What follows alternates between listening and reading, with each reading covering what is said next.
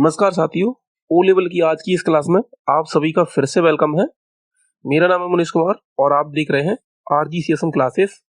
आज की इस क्लास में हम आपका ओ लेवल का जो एग्जाम नंबर 3 है यानी कि M3 R5 जो कि पाइथन का एग्जाम है, उसके हम 50 बहुत ही इंपॉर्टेंट क्वेश्चन को कवर करेंगे, जिनके आपके चांसेस हैं 15 जनवरी वाले एग्जाम में रिपीट होने के। तो अगर आप भी 15 जनवरी को पाइथन का पेपर देने के लिए जा रहे हैं तो प्लीज इस क्लास को जरूर देखें, क्योंकि काफी हेल्प मिलने वाली है आपको इस क्लास में। तो बिना किसी देर के क्लास को स्टार्ट करते हैं। अगर आपको अपनी लाइव तैयारी करनी है तो जो भी मैं यहाँ पे क्वेश्चन लगाऊंगा उसके आंसर आपको साथ में कमेंट में टाइप करके बताने हैं, तो आपकी साथ में इससे प्रैक्टिस भी हो जाएगी और ये भी पता चल जाएगा कि आपकी जो तैयारी है वो किस लेवल की है। तो चलिए स्टार्ट करते हैं वीडियो को।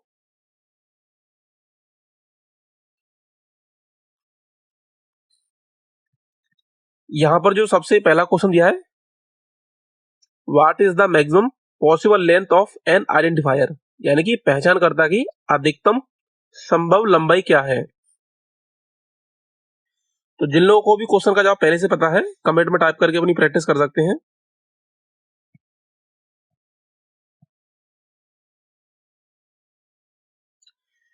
तो यहाँ पर जो इसका राइट आंसर होगा वो नन ऑफ द अबव होगा, क्योंकि यहाँ पर मैक्सिमम लेंथ ऑफ आइडेंटिफायर की नहीं दी हुई है जो कि 79 होती है। तो ऑप्शन 4 इसका राइट आंसर हो जाएगा।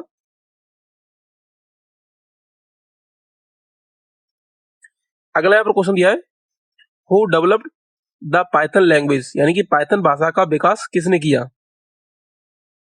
तो पाइथन भाषा का जो विकास है वो आपको गीडो वैन रेज्यूम ने किया है। ऑप्शन सेकंड इसका राइट आंसर हो जाएगा। अगला यहाँ पर क्वेश्चन दिया है, in which year was the Python language developed, यानी कि पाइथन भाषा का विकास किस वर्ष में हुआ था। तो यहाँ पर हमें बताना है कि पाइथन भाषा है वो कौन सी ईयर में डेवलप की गई थी। तो पाइथन भाषा है आपकी 1989 में डेवलप की गई थी।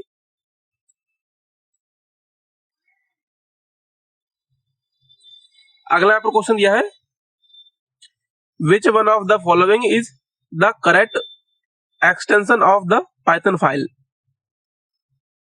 यानी कि निम्नलिखित में से कौन सा पाइथन फाइल का सही एक्सटेंशन है।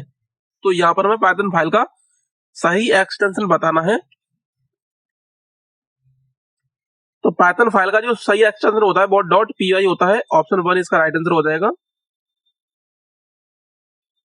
अगला यहाँ पर क्वेश्चन दिया है, in which year was the Python 3.0 version developed, यानी कि पाइथन 3.0 संस्करण इस वर्ष में विकसित किया गया था।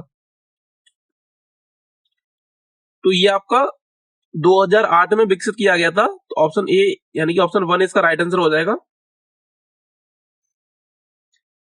अगला यहाँ पर क्वेश्चन दिया है, what do we use to define a block of code in Python language, यानी कि पाइथन भाषा में कोड के ब्लॉक को परिभाषित करने के लिए हम क्या उपयोग करते हैं। तो इसके लिए हम इंडेंटेशन का यूज करते हैं। ऑप्शन 3 इसका राइट आंसर हो जाएगा। अगला यहाँ पर क्वेश्चन दिया है, एकल पंक्ति टिप्पणी करने के लिए पाइथन में किस वर्ड का उपयोग किया जाता है, यानी कि which character is used in Python to make a single line comment, यानी कि सिंगल लाइन कमेंट डालने के लिए हम पाइथन भाषा में किस सिंबल का यूज करते हैं वो हमें यहाँ पर बताना है। तो सिंगल लाइन कमेंट के लिए हम हैश सिंबल का यूज करते हैं। ऑप्शन 3 इसका राइट आंसर हो जाएगा। अगला यहाँ पर क्वेश्चन दिया है, which of the following statement is correct regarding the object oriented programming concept in Python, यानी कि पाइथन में ऑब्जेक्ट ओरिएंटेड प्रोग्रामिंग अवधारणा के बारे में निम्नलिखित में से कौन सा कथन सही है।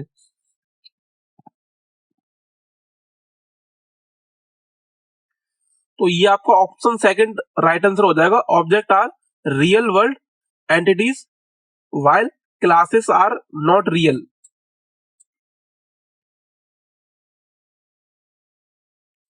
अगला यहाँ पर क्वेश्चन दिया है, what is the method inside the class in Python language, यानी कि पाइथन भाषा में कक्षा के अंदर विधि क्या है।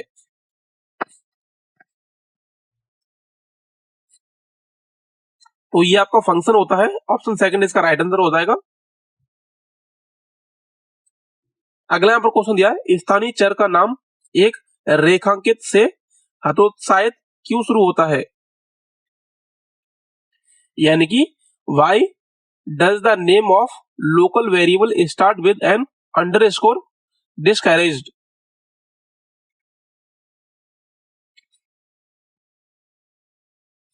तो ये आपका ऑप्शन थर्ड राइट आंसर हो जाएगा, it indicate a private variable of a class.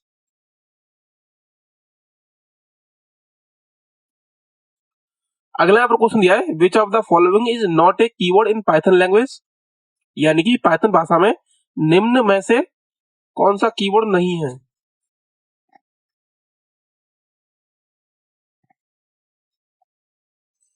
तो ये आपका ऑप्शन वन इसका राइट आंसर हो जाएगा, VAL।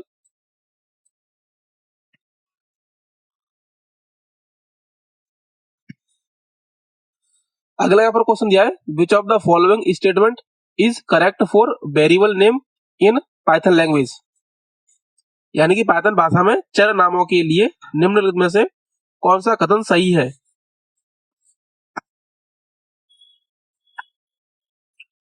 तो ऑप्शन सेकंड आपका राइट आंसर हो जाएगा, अनलिमिटेड लेंथ। अगला यहाँ पर क्वेश्चन दिया है, क्या होता है जब 2 इक्वल टू 2 निष्पादित किया जाता है।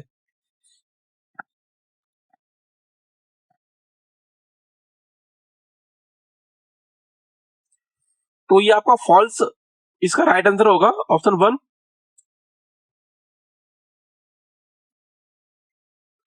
अगला यहाँ पर क्वेश्चन दिया है, what will be the output of this statement, यानी कि L इक्वल टू ब्रैकेट के अंदर 2,44, हेलो, 5। ये आपका स्टेटमेंट दिया हुआ है, तो इसका रिजल्ट क्या होगा वो यहां पर हमें बताना है। तो ये आपकी एक लिस्ट होती है, तो ऑप्शन थर्ड इसका राइट आंसर हो जाएगा।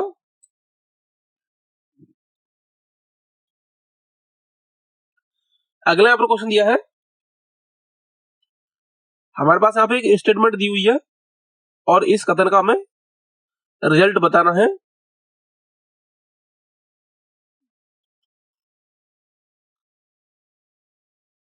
तो ये यहाँ पर हमारे पास एक स्टेटमेंट दी हुई है, डिफाइन एग्जाम्पल ब्रैकेट के अंदर ए, उसके बाद double A equal to A plus one, और double A equal to A into one, return A, example bracket hello. इस स्टेटमेंट का हमें आउटपुट यहां पर बताना है, वो क्या होगा। तो ये आपकी एक इंडेंटेशन एरर है, तो ऑप्शन फोर इसका राइट आंसर हो जाएगा। अगला यहाँ पर क्वेश्चन यह है, जब आप निम्न कोड निष्पादित करते हैं तो क्या त्रुटि उत्पन्न होगी, यानी कि what error will occur when you execute the following code. तो कोड क्या आपका कैपिटल में मैंगो लिखा हुआ है इक्वल टू एप्पल, तो ये आपकी नेम एरर होगी, ऑप्शन वन इसका राइट आंसर हो जाएगा। अगला यहाँ पर क्वेश्चन दिया है, निम्नलिखित में से कौन सा विकल्प पाइथन भाषा में कोर डेटा प्रकार नहीं है, यानी कि which of the following option is not A core data type in Python language. तो ये आपका क्लास होगा, ऑप्शन थर्ड इसका राइट आंसर हो जाएगा। अगला यहाँ पर क्वेश्चन दिया है, यहाँ पर एक स्टेटमेंट दी हुई है, प्रिंट ब्रैकेट के अंदर ORD और फिर ब्रैकेट के अंदर H माइनस ORD, फिर ब्रैकेट के अंदर H ब्रैकेट क्लोज। इस कथन का परिणाम क्या होगा। तो इसका जो आउटपुट आने वाला है वो माइनस के 18 आएगा, ऑप्शन सेकंड इसका राइट आंसर हो जाएगा, क्योंकि यहाँ पर H को माइनस करना है Z से, यानी कि H की संख्या यहाँ पर अगर हम ABCD को काउंट करते हैं तो H का जो नंबर होता है वो 8 होता है और Z का जो नंबर होता है 26 यानी कि 26 होता है। तो 26 माइनस के हम 8 करेंगे तो हमारा माइनस का 18 आंसर आएगा। अगर हम इसको सीधी लेवल में माइनस कर दे तो ये जो रिजल्ट है वो प्लस में आता। अगर हम उल्टी तरीके से हम इसको माइनस कर रहे हैं, इसलिए जो इसका जो रिजल्ट है वो माइनस में आ रहा है। अगला यहाँ पर क्वेश्चन दिया है, यहाँ पर हमारे पास एक स्टेटमेंट दी हुई है, तो उसका हमें रिजल्ट बताना है, इस कोड का आउटपुट क्या होगा।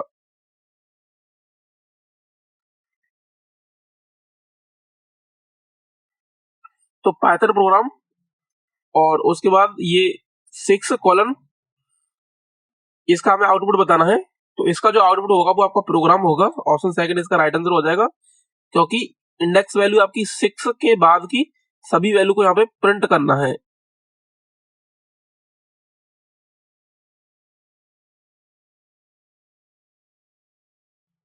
अगला आपको क्वेश्चन दिया है, इस कथन का परिणाम क्या होगा। यहाँ पे एक स्टेटमेंट दी हुई है, ए प्लस बी सी। इसका जो आउटपुट है वो क्या होने वाला है वो यहाँ पर हमें बताना है। तो यहाँ पर दोनों स्ट्रिंग दी हुई है, यानी कि string A plus string B C, तो ये क्या होंगी, दोनों जुड़ जाएंगी। तो ऑप्शन ए बी सी इसका राइट आंसर हो जाएगा। अगला पर क्वेश्चन दिया है,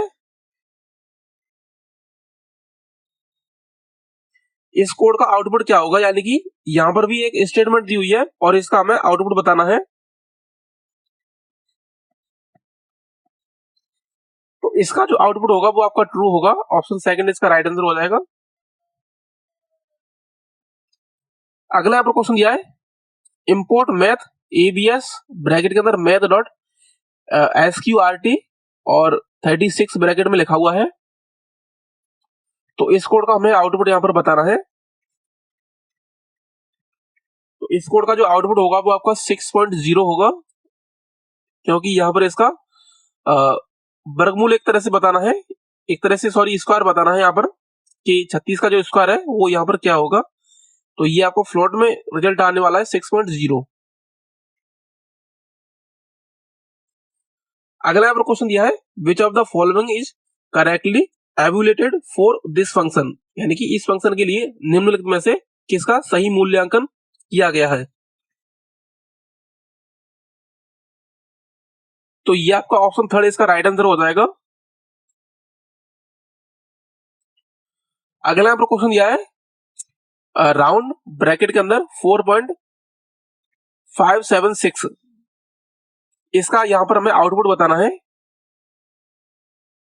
तो इसका जो आउटपुट होगा वो आपका 5 होगा, यानी कि ऑप्शन 4 इसका राइट आंसर हो जाएगा 5, क्योंकि यहाँ पे हमें राउंड संख्या के बारे में बताना है। तो आपकी राउंड संख्या जो होगी वो आपकी 5 होगी। अगला यहाँ पर क्वेश्चन दिया है, which of the following function is a built in function in Python language, यानी कि निम्नलिखित में से कौन सा फंक्शन पाइथन भाषा में एक अंतर्निहित फंक्शन है। यानी कि यहाँ पर हमें इनबिल्ट फंक्शन के बारे में बताना है। तो आपका इनबिल्ट फंक्शन पाइथन के अंदर जो होता है वो प्रिंट होता है। ऑप्शन थर्ड इसका राइट आंसर हो जाएगा। अगला यहाँ पर क्वेश्चन दिया है, निम्नलिखित में से किसकी अभिव्यक्ति में सर्वोच्च प्राथमिकता है, यानी कि which of the following has the highest president in the expression.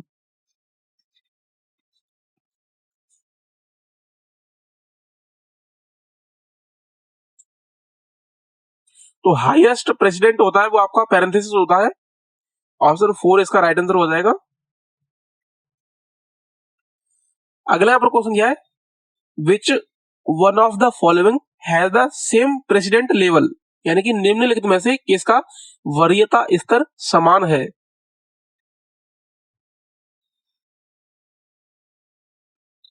तो ये आपका सेम प्रेसिडेंट जो होता है वो आपका डिवीजन एंड मल्टीप्लिकेशन का होता है। तो ऑप्शन सेकंड इसका राइट आंसर हो जाएगा।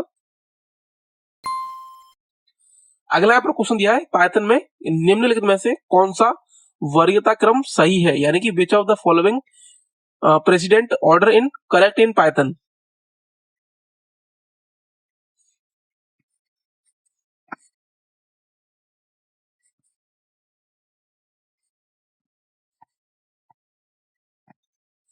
तो ये आपका ऑप्शन ए राइट आंसर हो जाएगा, पैरेंथेसिस, एक्सपोनेशन और मल्टीप्लिकेशन, डिवीजन, एडिशन और सब्ट्रैक्शन, ये आपका राइट आंसर हो जाएगा। अगर आपको क्वेश्चन दिया है निम्नलिखित में से कौन सा ऑपरेटर पावर ए बी के लिए सही विकल्प है, यानी कि which of the following operator is the correct option for power A B. तो पावर के लिए हम इस तरह से फंक्शन लिखते हैं, तो ऑप्शन सेकंड इसका राइट आंसर हो जाएगा। अगला यहाँ पर क्वेश्चन दिया है निम्नलिखित में से कौन सा शब्द पाइथन भाषा में चर नहीं हो सकता है, यानी कि which of the following word can not be a variable in Python language.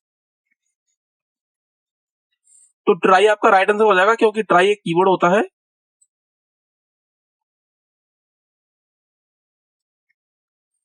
अगला आपको क्वेश्चन दिया है पाइथन कितने नियंत्रण कथनों का समर्थन करता है, यानी कि how many control statement Python support.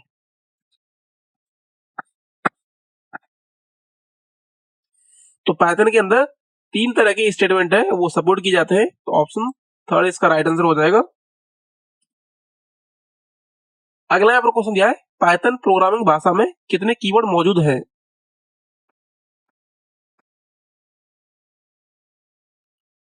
तो पाइथन प्रोग्रामिंग भाषा में आपके 33 कीवर्ड होते हैं, तो ऑप्शन थर्ड इसका राइट आंसर हो जाएगा।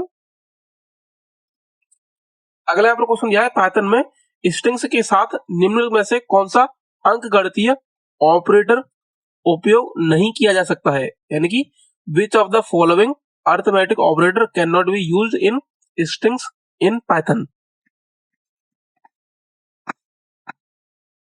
तो यहां पर पाइथन के अंदर जो स्ट्रिंग के अंदर जो ऑपरेटर यूज नहीं किया जाता है वो आपका माइनस होता है, ऑप्शन थर्ड इसका राइट आंसर हो जाएगा। अगला यहाँ पर क्वेश्चन दिया है और एक यहाँ पर स्टेटमेंट लिखी हुई है प्रिंट, और उसके अंदर it's slash S okay comma done slash T worry, यानी कि पूरा एक स्टेटमेंट लिखा हुआ है। तो इसका हमें अब आउटपुट बताना है कि इसका जो आउटपुट है वो क्या होने वाला है पाइथन लैंग्वेज के अंदर।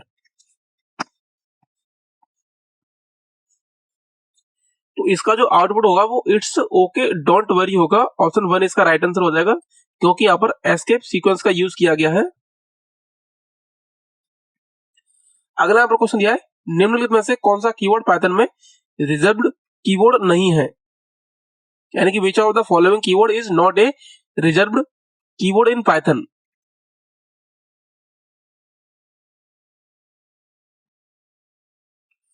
तो ये आपका गोटो होता है, ऑप्शन थर्ड इसका राइट आंसर हो जाएगा। अगला आपका क्वेश्चन दिया है पीवीएम इज ऑफ्टन कॉल्ड, यानी कि पीवीएम को अक्सर क्या कहा जाता है वो यहां पर हमें बताना है।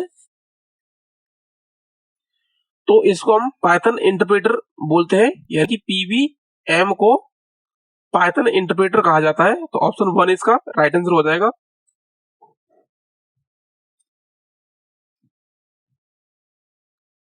अगला यहाँ पर क्वेश्चन दिया है पाइथन भाषा में फंक्शन घोषणा के लिए निम्नलिखित में से किस कीवर्ड का उपयोग किया जाता है, यानी कि which of the following keyword is used for function declaration in Python language.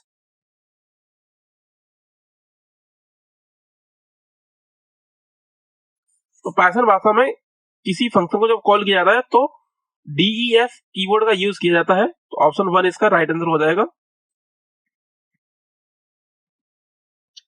अगला यहाँ पर क्वेश्चन दिया है पाइथन में फंक्शन हेडर में निम्नलिखित में से कौन सी वस्तुएं मौजूद हैं, यानी कि which of the following object are present in the function header in Python.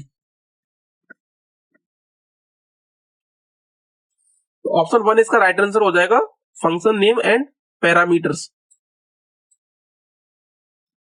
अगला यहाँ पर क्वेश्चन दिया है जब कोई उपयोगकर्ता पाइथन में एक फंक्शन के अंदर रिटर्न स्टेटमेंट का उपयोग नहीं करता है तो उस स्थिति में फंक्शन क्या वापस आएगा, यानी कि when a user does not use the return statement inside a function in Python what will return the function in the case.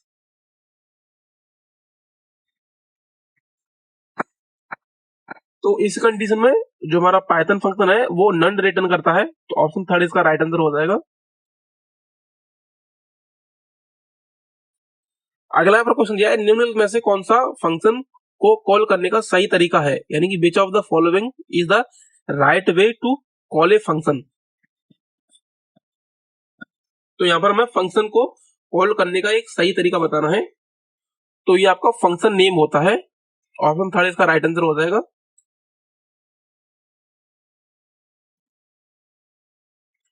अगला यहाँ पर क्वेश्चन दिया है, मान लीजिए कि कोई उपयोगकर्ता सारणी के दूसरे मान को मुद्रित करना चाहता है जिसमें 5 तत्व हैं। सारणी के दूसरे मान का सिंटेक्स क्या होगा? यानी कि suppose a user want to print the second value of any array which has 5 element, what will be the syntax of the second value of the array. यानी कि किसी स्टेटमेंट के अंदर 5 वैल्यू दी हुई है, 5 एलिमेंट दिए हुए हैं, तो उस पांचों एलिमेंट में से दूसरे एलिमेंट को जब हमें प्रिंट करना हो तो उसके लिए हम क्या सिंटेक्स यूज करेंगे एरे के अंदर। तो यहां पर जो इंडेक्स वैल्यू होती है वो आपकी 0 से स्टार्ट होती है। तो आपका 0 1 यानी कि दूसरे एलिमेंट के लिए 1 यूज होगा, यानी कि उसके जो इंडेक्स वैल्यू होगी वो 1 होगी। तो इस तरह से एरे 1 यहाँ पर यूज हो जाएगा। तो ऑप्शन सेकंड इसका राइट आंसर होगा। अगला यहाँ पर क्वेश्चन दिया है और ये एक स्टेटमेंट है। तो यहाँ पर हमें बताना इस अभिव्यक्ति में किस प्रकार का डेटा है, यानी कि कोई स्टेटमेंट लिखी हुई है तो ये हमें बतानी है ये किस प्रकार की स्टेटमेंट है। तो यहाँ पर हमारे पास कई ऑप्शन दिए, string type, array list, list और टपल, या फिर str लिस्ट। तो ये आपका लिस्ट और टपल दोनों होंगे। तो ऑप्शन थर्ड इसका राइट आंसर हो जाएगा। जो हमारी लिस्ट होती है वो बड़े ब्रैकेट से ओपन होती है, यानी बड़े ब्रैकेट के अंदर जो दिया है वो हमारा लिस्ट होती है, और जो जो पैरेंथेसिस के अंदर दिया है वो आपका टपल होता है। तो हमें इस चीज का ध्यान रखना है। अगला यहाँ पर क्वेश्चन दिया है, पाइथन में चर के संबंध में निम्नलिखित में से कौन सा कथन मान्य नहीं है, यानी कि which of the following statement is not valid regarding the variable in Python.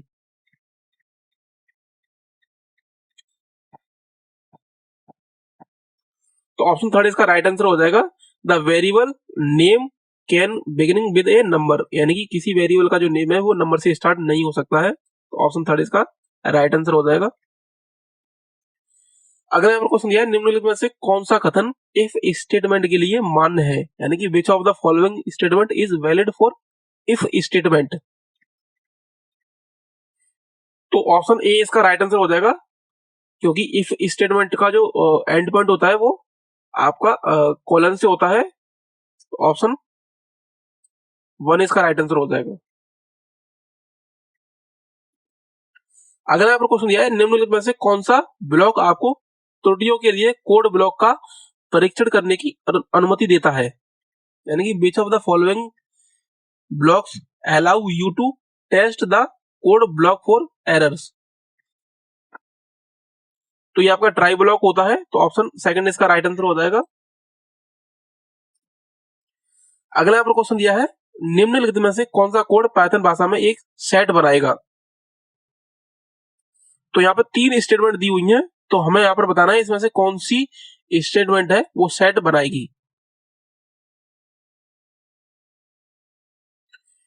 तो यहाँ पर जो तीनों स्टेटमेंट है वो आपका एक सेट बनाएंगी। तो ए यानी कि 1 2 and 3 will created a set. तो ऑप्शन थर्ड इसका राइट आंसर हो जाएगा। अगला यहाँ पर क्वेश्चन दिया है, निम्नलिखित में से कौन सा कथन पाइथन में टपल बनाएगा।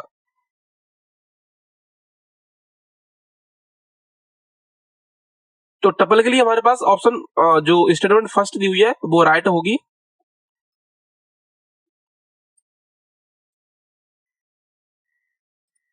अगला यहाँ पर क्वेश्चन दिया है, निम्नलिखित में से कौन सा फंक्शन सही मैचों वाली एक सूची देता है।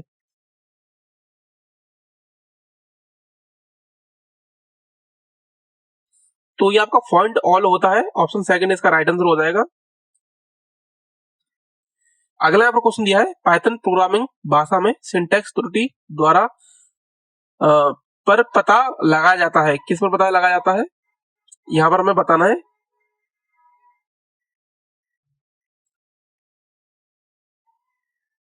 तो ये आपका इंटरप्रेटर रन टाइम होगा, यानी कि पाइथन प्रोग्रामिंग भाषा में सिंटैक्स त्रुटि इंटरप्रेटर द्वारा रन टाइम पर पता लगाया जाता है। तो ऑप्शन थर्ड इसका राइट आंसर हो जाएगा। अगला पर क्वेश्चन दिया है, निम्नलिखित में से कौन सा ब्लॉक आपको त्रुटियों को संभालने की अनुमति देता है? तो ये आपका एक्सेप्ट ब्लॉक होता है। ऑप्शन ए इसका राइट आंसर हो जाएगा।